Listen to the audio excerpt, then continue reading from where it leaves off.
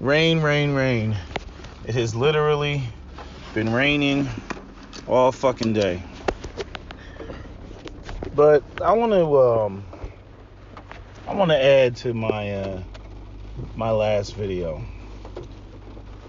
And this is what I want to add, because I need to really bring this home for black people who try to defend the current state and condition of black culture. Hold on, I gotta sneeze.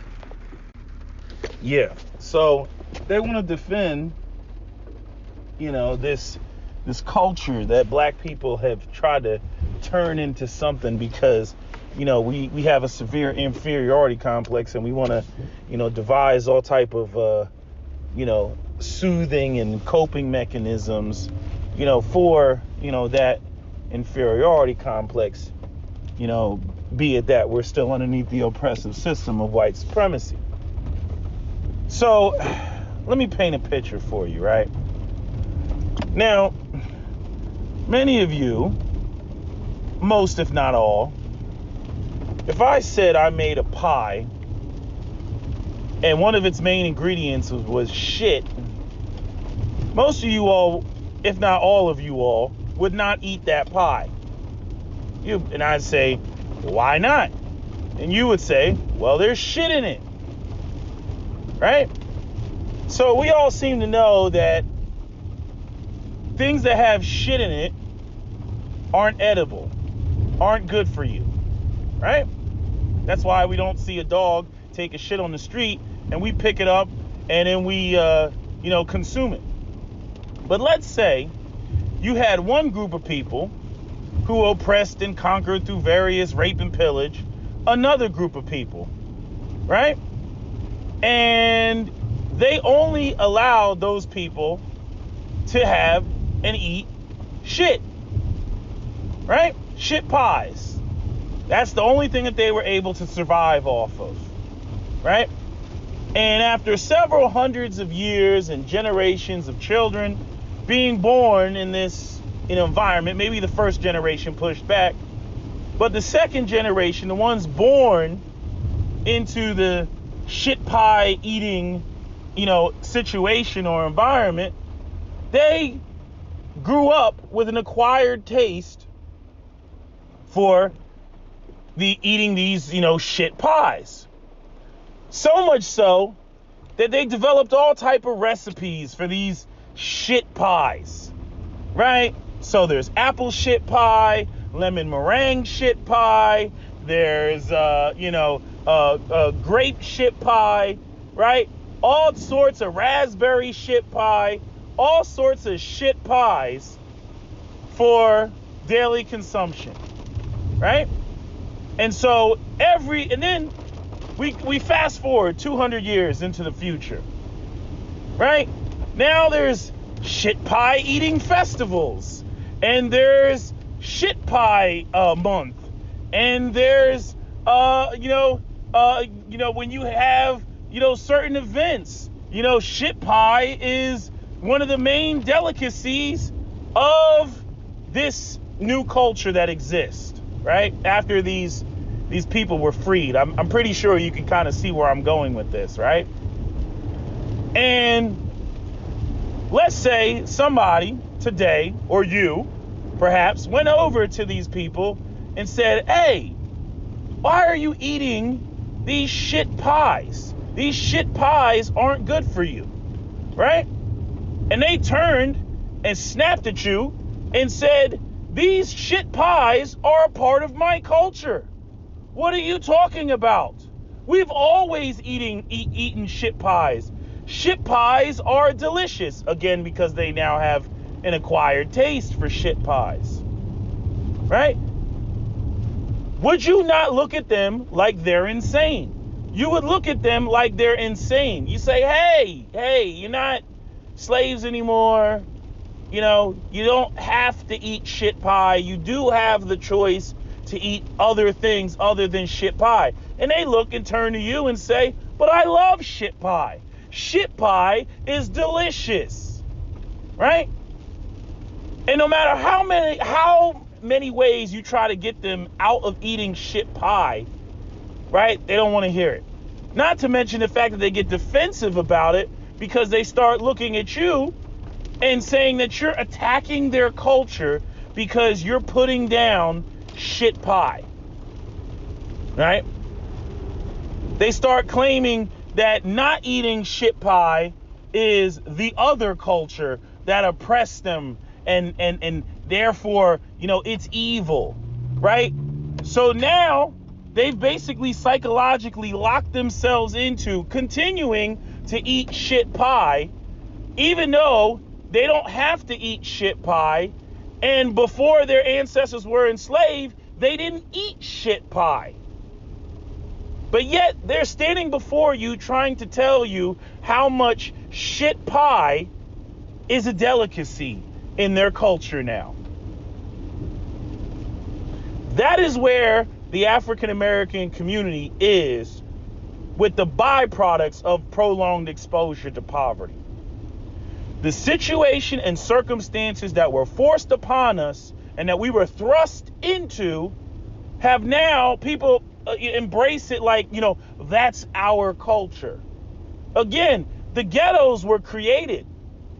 As much as people like to tie and link black people to the ghettos and poverty, ghettos were created through eminent domain and urban renewal and denial of FHA loans and covenants that stipulated that black people weren't allowed to move into predominantly non-black communities. Non-white communities, right? To keep the white wealth white, to keep the equity of the homes for white people only, exclusively. This is what was done. And yet, every time black people try to get out of that, because of this imbalance where all things good, all things great, white people own, operate, and control, it's like we're locked in. You can't get out of the shit without somebody accusing you of being self-hating or hating your culture or hating your people or hating who you are and all other type of bullshit. How do you get out? How do you get somebody out of eating shit pie when they're telling you that shit pie is delicious? How do you get them out of eating shit pie? I mean, they're adamant about it. Shit pie is delicious. I will not tolerate you attacking my culture. But your culture is only this way because of the situation and circumstances that your ancestors were thrust in, that you were born upon. What don't you get about that?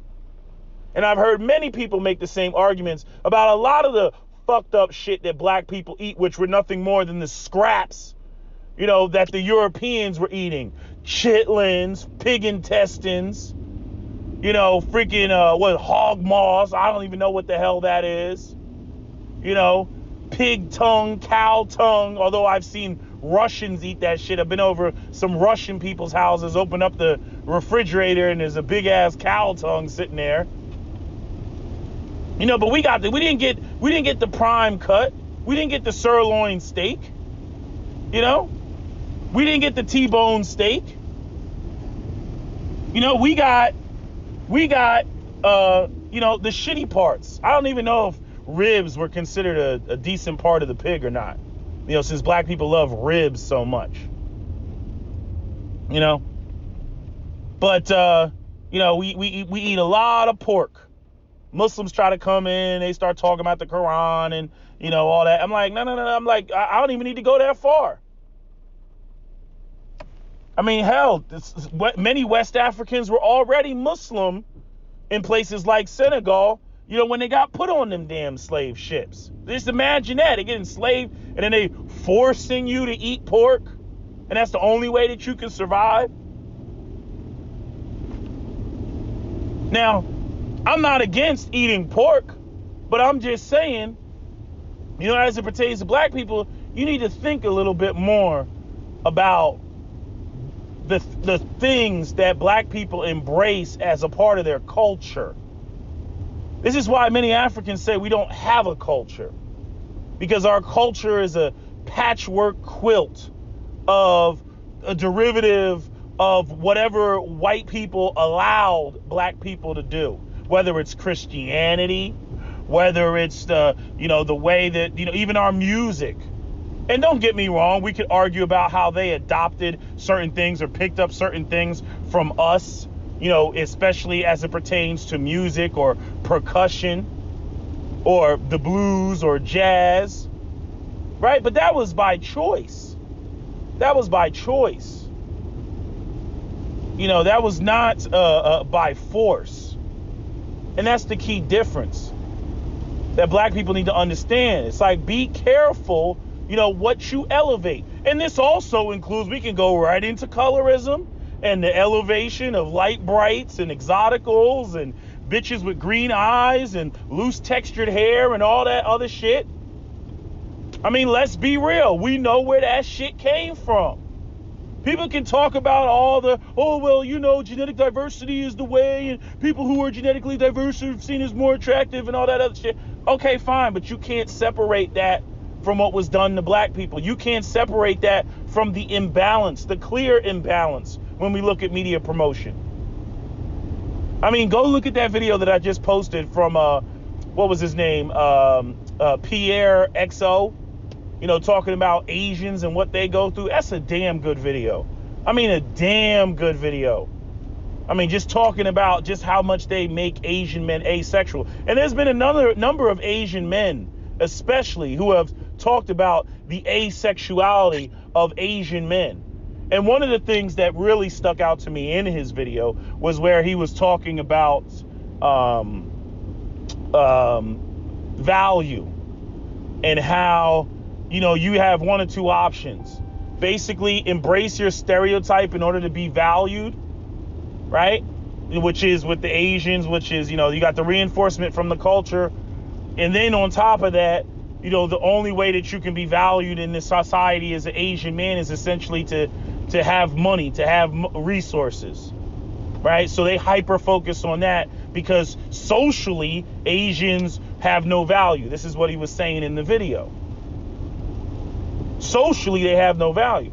And the irony is when it comes to black men specifically, it's like black men have socially, we're trendsetters, and, everybody wants to imitate the black man and the black man's culture and the way that we've adjusted to white supremacy. And, we even created a culture for the losers of other cultures, right? If you're a loser in any other culture, they quickly want to be black. You notice that? They quickly want to act black and be black and speak black and all that other stuff because we have a culture that essentially, since we don't have access to resources, has in large part thrown out the idea of certain benchmarks being a requirement in order for us to have individual value. So again, swag, charisma, game, clout in the streets, street swag, respectability, whatever, street politics, all that stuff. And other groups try to adopt that. As he said in his video, well, what do you do if you're, as an Asian, if you're not, engineer or a software engineer or, a doctor or, some other profession? What do you do as an Asian? I've seen this in the brown community. Like, if they ain't doctors or engineers, it's like, oh, you ain't shit, motherfucker. You're like, you ain't shit.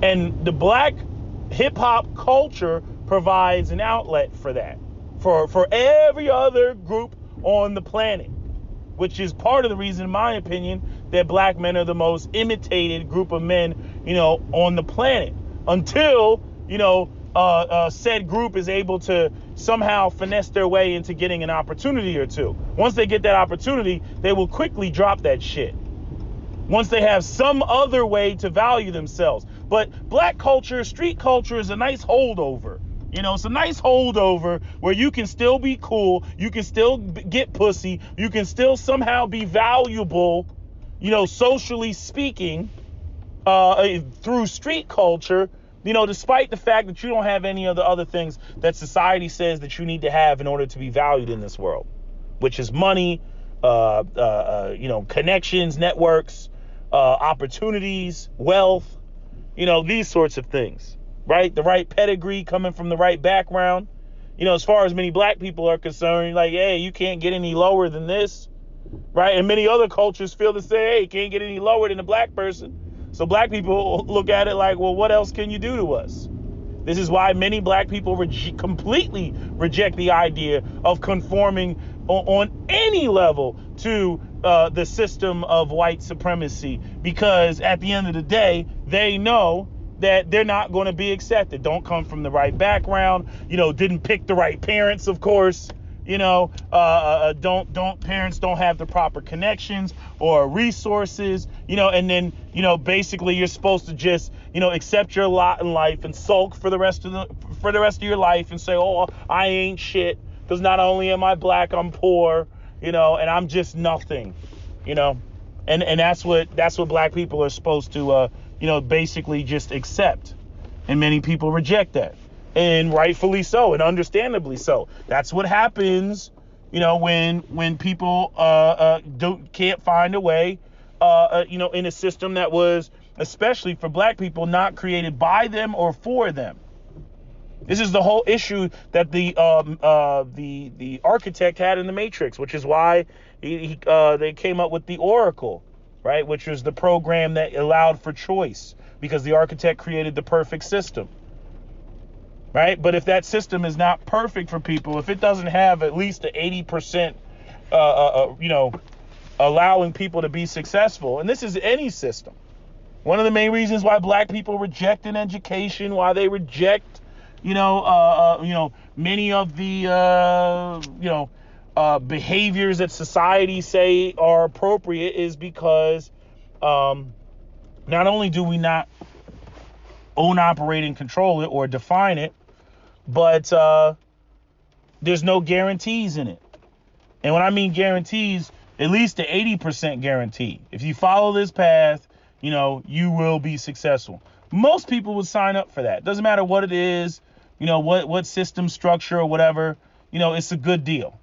Okay, I got to give up half my life to come in here and work, and, I got full medical and dental, and, I can provide for a family and get married and have kids and, send my kids to college and everything. Okay, deal. That's really what it comes down to when people go out here and they're searching for a career. I'm willing to give up half of my life in this place or more, in exchange for resources to be able to, facilitate the lifestyle that I want to have. Right. So, and obviously there's that whole aspect of skills and, what the corporations or companies are willing to exchange for how valuable are your skills to, them making money and what they need and all that stuff. I still don't think it's balanced, but I'm just saying he brought up a really good point about that whole aspect of going out there and trying to create a value for yourself when there's one. I see the same thing with black women.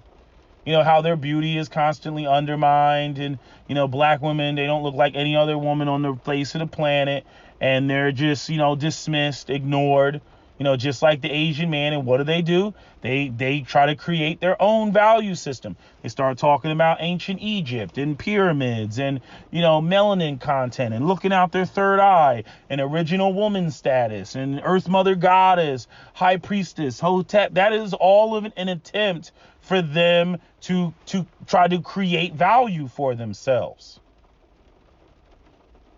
which, is only going to work on black men who have, an Afrocentric, sort of concept, or at the very least, they're the only ones that can be shamed with that sort of concept. I mean, what is the value of an original woman to a non-original man? Nothing.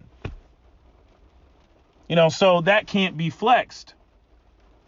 But this is what people do. People are not just going to go off in a corner somewhere and say, "Oh, Oz ain't shit," and just go die underneath a rock or something. The people are not going to do that. This is where you get underworld, cultures, like underground cultures, where you get hip hop culture. I mean, look at Japan, not Japan, China. Where they banned, the Higher Brothers, they banned hip hop in China.